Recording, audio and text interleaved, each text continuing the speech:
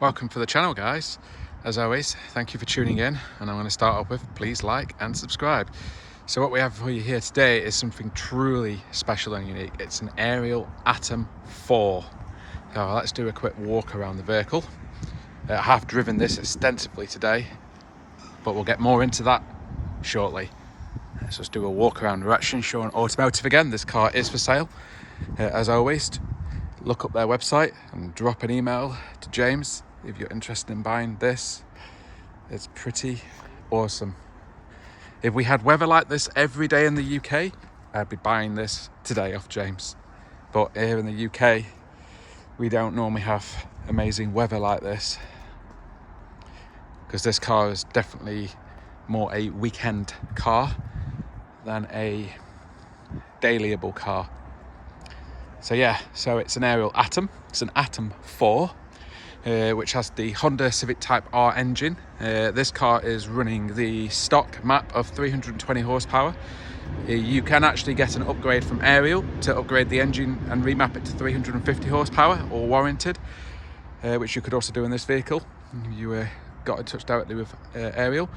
The car weighs 595 kilos, so it's mega light. Only about 100 kilos heavier than a Caterham, but a lot more sophisticated than a Caterham. A lot more sophisticated. The 0 to 60 is 2.8 seconds. 0 to 100 mile an hour comes along in a whopping 6.8 seconds.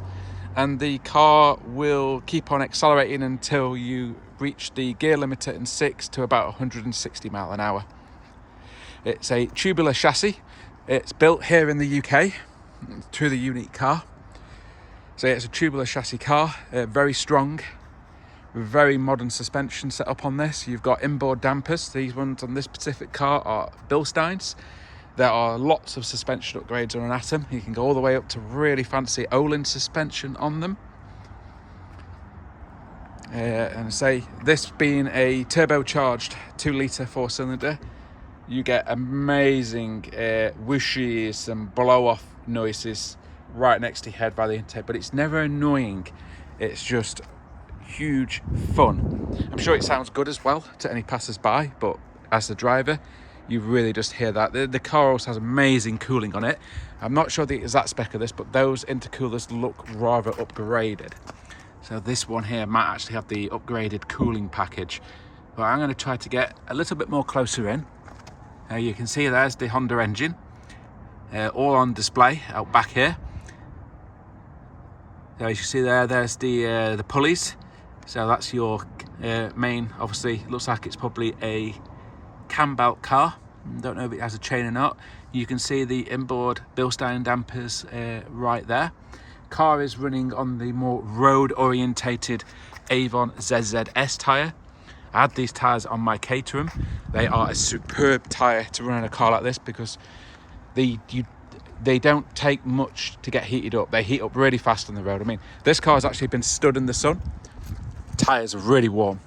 I drove the car for about 90 minutes earlier. You get heat in the tyres really easily. On a day like today, the car has immense grip, absolutely immense. And this being an Atom 4, compared to earlier Atoms, the chassis is far more forgiving. So there's your gearbox. And so we get down here. I like to show you guys all of the, I don't want to do driving reviews as such. I feel a lot of YouTubers do that, and I feel it can lead to doing things that you shouldn't maybe do on a public road. So I'd rather talk in detail. So I just get really low here. You can see there all the tubular chassis on the car. I mean, I wouldn't want to crash in one, but there's no doubting the strength of this chassis is super strong. And that, but yeah, you can see the gearbox, the engine, there's the exhaust.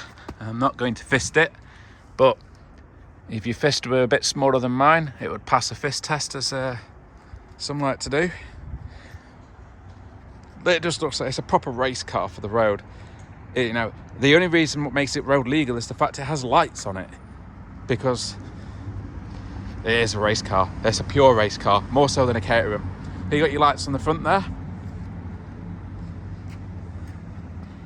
You got 2 seats.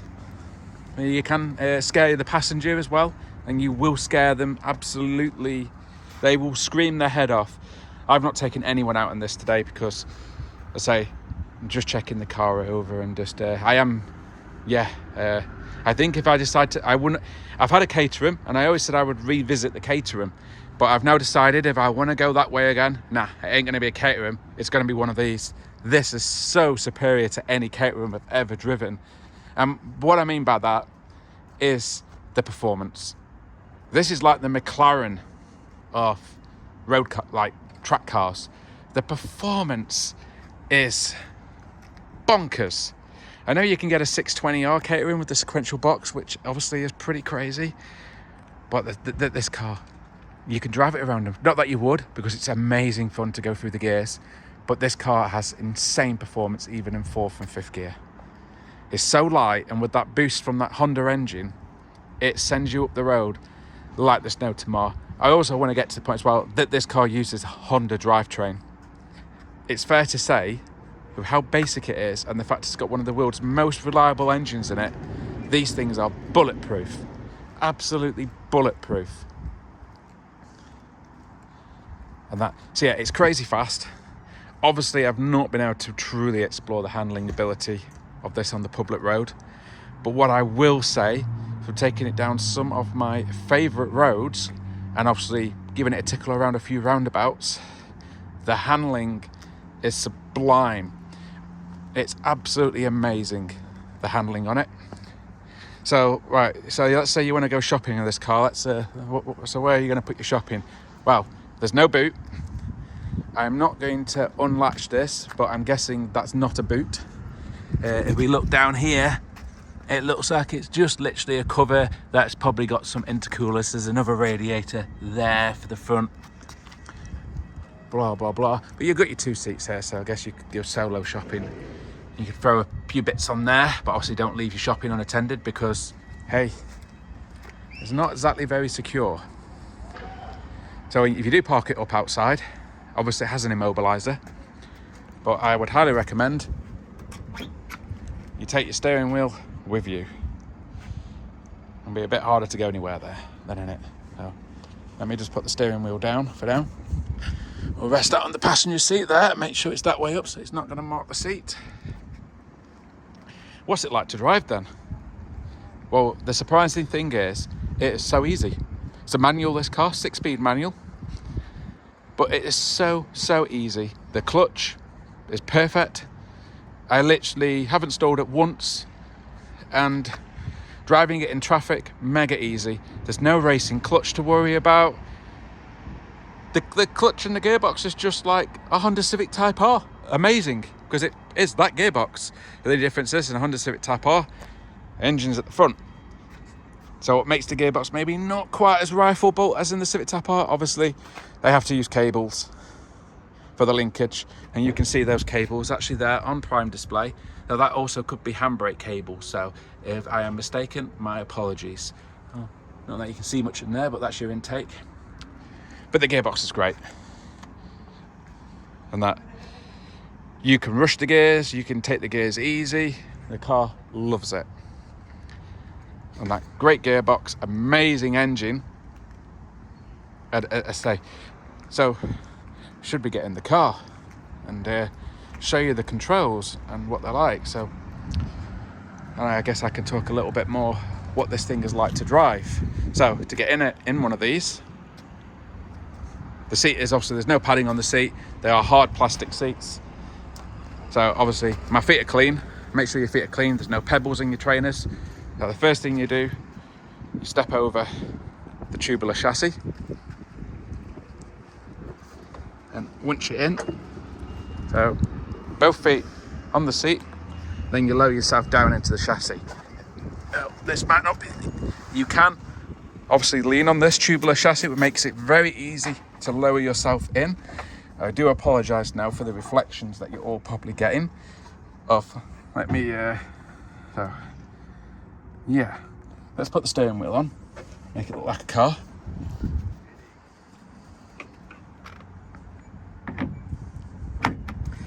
So there's the steering wheel, and what you have to do give it a good push, make sure it's on. You don't want to drive and have the steering wheel come off in your hands.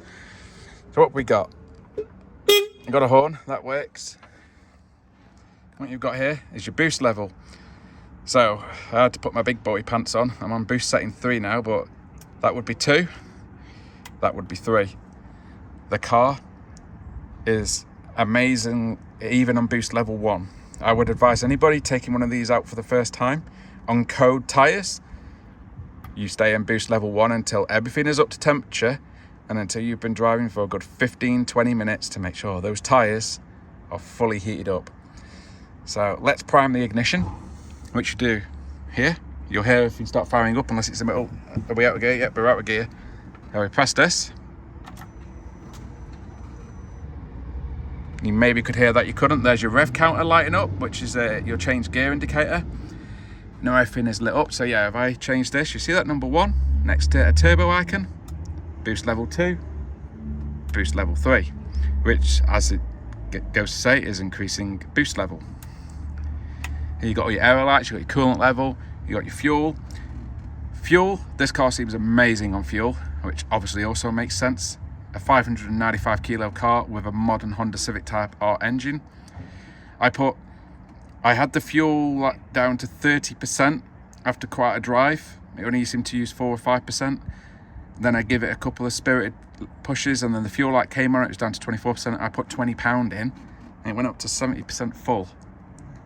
So it's pretty good on the good old fuel.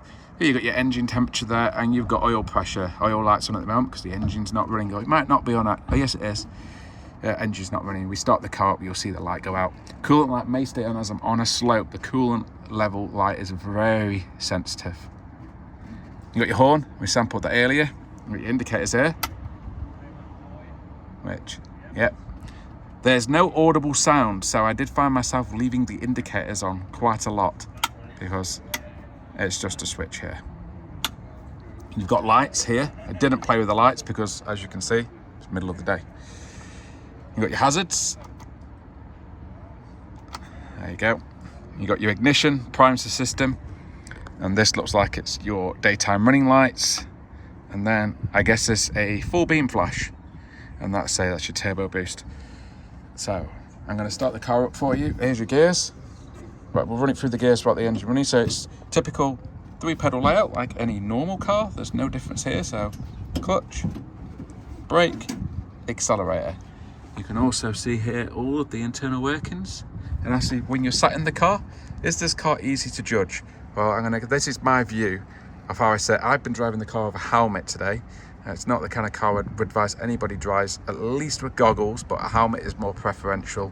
Because if you hit a bug at high speed, it's probably going to hurt a lot, guys, or if a stone gets flipped up. So, yeah. This is like a perspex. This is brilliant because it actually stops it getting too windy in the cabin here. So there you go. You can see the wheels. So when it comes to getting an apex in a corner, you can be ever so precise because you know exactly where those front wheels are. They're right there in your visibility. You've got mirrors. They're not the best mirrors. I found myself double and triple checking the mirrors before I made any maneuvers just to make sure. I'm very aware I'm in a very low car. Maybe hard for other road users to see. And as such, I didn't take any risk around other road users.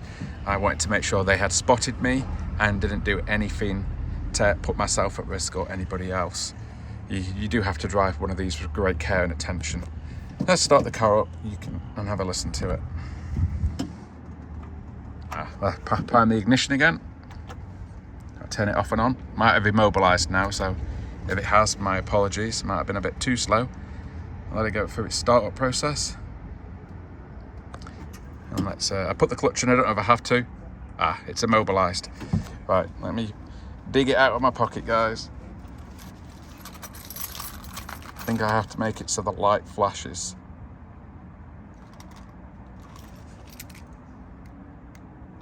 That should be trying out. Nope.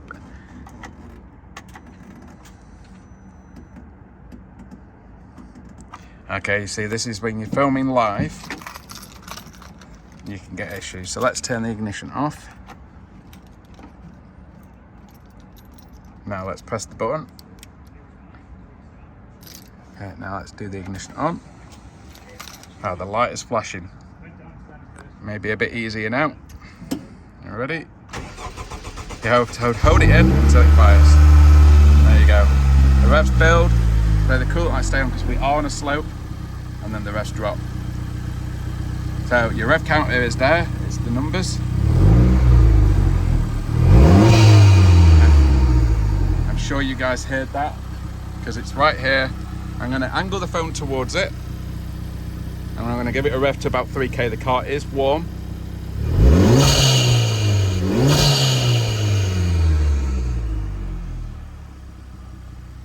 And then you get your fuel gauge and everything. I'm going to stop the car now.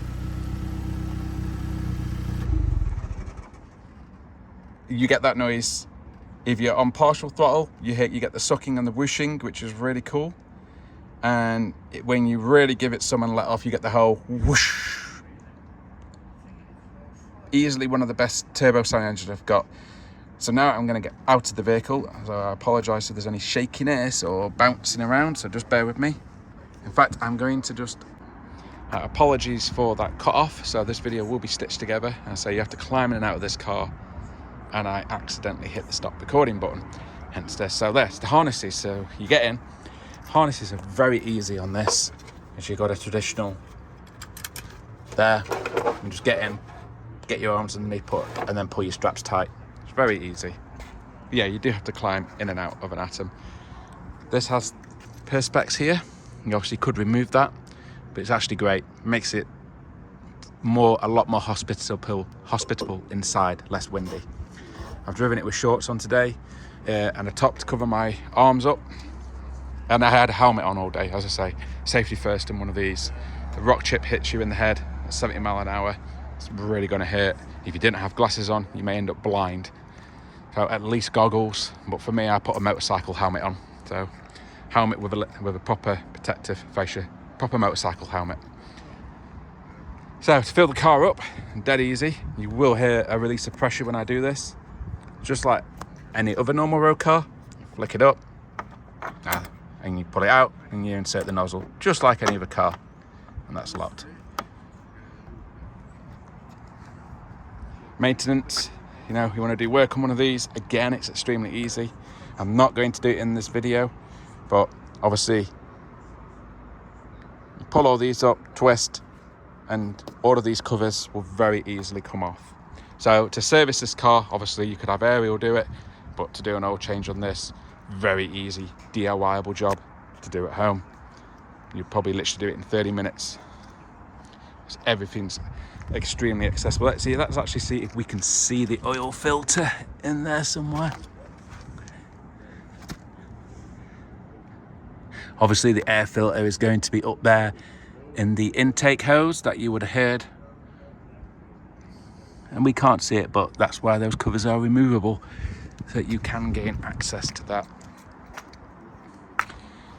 I say it's probably the biggest adrenaline rush of a car you can drive on the road, as you're so exposed to everything.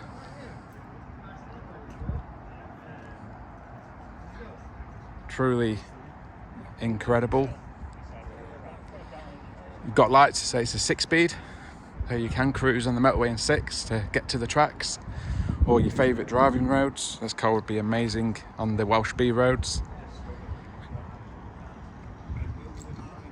And so you've got mirrors, you don't have any rear view mirror. So I was constantly trying to check to see what was behind me every time before I gave it some right foot. Because the last thing I want to do is decide, let's see what the acceleration feels like in second and third whilst there's a police car sat behind me. So yeah, you do. I do believe you can buy maybe something that will attach there and will give you a tall rear view out the back potentially, if you're doing a lot of road driving, just so you can check what's behind you before you plant that throttle. Because this thing, I say 0 to 60 in 2.8 seconds, 0 to 100 mile an hour in 6.8 seconds. That means this car goes 60 to 100 in less than 4 seconds. It's properly quick for what is a track car. Very easy to work on. The car is actually, you look at this car and you think it's going to absolutely kill you on a comfort cycle. There's no padding on the seats, you've got no carpets, but the car actually rides tremendously well. Don't get me wrong, if you hit a pothole, you know about it. If you come across a really bad patch of broken, uneven pavement, you know about it. But for the majority of A and B roads that, well, all those in England who are watching this car rides immensely well. And the ride quality gets better as you get more speed. So once you're above 30 mile an hour in this, the car is uncannily comfortable. And you wouldn't think it looking at those seats that are just plastic hard-shelled seats. But that was one of the biggest surprises of driving it, was how comfy it was. The other biggest surprise was just how easy it was. As I say, it's just an engine, gearbox, clutch out of a Honda Civic Type R. It's so easy to pull away in. You don't need to rev it. You can literally pull away with the most minimal of revs. It's mega easy. And then you've got your boost settings. And as I said, when I was sat in the cockpit, I always start out on boost level 1. Trust me, this car is ferocious on boost setting 1. Get your tyres warm, get everything warmed up, put your Billy Big Boy pants on, and then crank the boost. Because on a day like today, which is 20 degrees, the roads are warm, the sun is out. Even on 2 and 3 in second and third gear, you just know if you didn't do it anything other than a straight line, you might be in trouble. It is only just about managing to find the traction on boost setting 2 and 3. So you do have to take a brave pill, and you've got to be ready to get out of the throttle progressively or catch it. Because I don't think the car has traction control. Do correct me if I'm wrong there, but I don't see any buttons that mention any form of traction control system. Now, it may have a system, it may not, but I drove this on the basis that I had no assistance. Definitely no ABS on the car. Brakes are unassisted. You've got to really lean on them to use them and be very progressive with them. If you just stomp the brake really hard, you'll just lock the front tyres up, and then you won't stop. And you also won't be able to steer. So, this is a true driver's car for good drivers. And that the brakes need a good standing on. The car, to my knowledge, has 0. It's an M2 just leaving. The car has no traction aids. So it's a car for drivers. Respect it, and you will truly fall in love with the way this drives. It is truly incredible. It is an absolute masterstroke by Ariel Atom. The fact that they made these. You also feel safe in the car as well. I know that's an odd thing to say, the kind of car it is, but I did feel safer in this than I did in my Caterham. I can't explain why. I think it's the tubular chassis. I think it's just literally a case because this just all feels so strong, you could literally jump up and down on it. Oh, I think that's a Lamborghini. You could literally jump up and down on this car. You can see the tubular chassis, it's properly strong. So yeah, I felt safe driving it. Of course, I drove it on the basis that other road users probably hadn't spotted me, but I did feel safe driving this. As I say, if every day in the UK was like today, James would have sold this car today to me. I absolutely loved driving it. I found it a lot more thrilling than my Caterham. And the biggest thing you notice, this is like the McLaren world of track cars, because even in 5th gear, this thing goes down the road like a home-seeking missile. It is properly fast, properly quick, guys. Because I think the numbers, maybe to some of you, from the McLaren world and other supercar world, don't sound that good. But I think because, I drove it with a helmet on, but this thing has no windscreen. You're totally exposed. So I guess the 6.8 seconds to 100 in this, and it feels more like a sub 5 second to 100 mile an hour car when you're driving it. And when you boot it in 2nd gear, you're a little bit like, is it going to grip? Do I need to catch it? Dare I keep my foot in it? But you keep your foot in it, you put it into 3rd, the next gear up, you keep your foot in it, and you smile like it's Christmas morning. This car is so rewarding. I'm going to stop chatting and just film this Lamborghini that's just pulling out, because obviously Got a Hurricane here.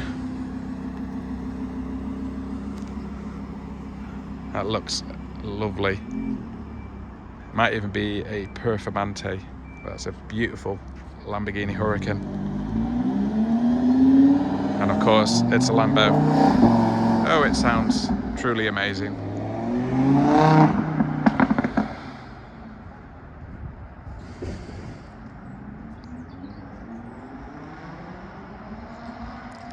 Yeah. Anyway, back to this. The reward for driving this is off the scale. It is such a rewarding car to drive. Absolutely off the scale. If you do a lot of track days, I don't see anything that wears number plates being more rewarding to drive than aerial atom, and also more cheap to maintain. You know, very small brakes, no weight. Your brakes are going to last a very long time. Your tyres are going to last a long time. If you were just purely using it on track, you could fit the Avon ZZR tyres for even more grip. But if I bought this car, I'd also be looking forward to any opportunity I could take to drive it on the road. At which point the Avon ZZS are definitely the more suitable tyre because they work much quicker. They take less to heat up. Just such an amazing car, guys. I know telling you to go and test drive one is obviously not the most easy thing. It's not very easy to get test drives in cars like this, and there's not even many for sale. They're generally the kind of thing you order without ever driving one. Just going from use, but all I can say, if anyone is ordering one, has never driven it, you won't regret it. You will not regret it. It's so rewarding. The only thing that will annoy you about one of these cars is the UK weather, because you'll be just praying that every morning you wake up, the sun is shining and no rain is forecast, because you'll want to take the Atom out every time. Yeah, totally incredible car. This car is for sale, like I say, at Shunshawn Automotive. So if anyone's on the lookout for an AL Atom 4, drop an email to James at hello@shunshawn.co.uk. He can let you know the full spec, but the full spec is listed on the website along with the price. Truly fabulous driving machine. Any questions, just comment and I will do my best to answer them. And as always, please like and subscribe to the channel. Thank you for watching.